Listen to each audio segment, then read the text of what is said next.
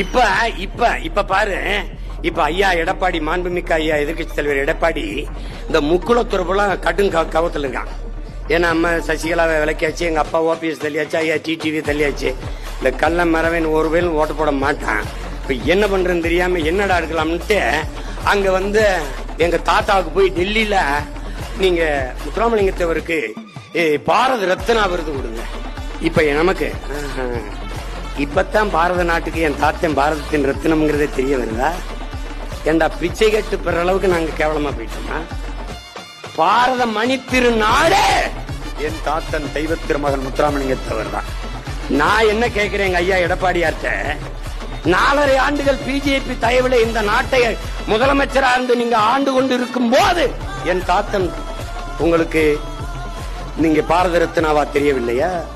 அதற்கு முன்பு ஆண்ட இந்த நாட்டு தலைவர்களுக்கு அவர் பாரத ரத்தின் ரத்னா என்று தெரியவில்லையா?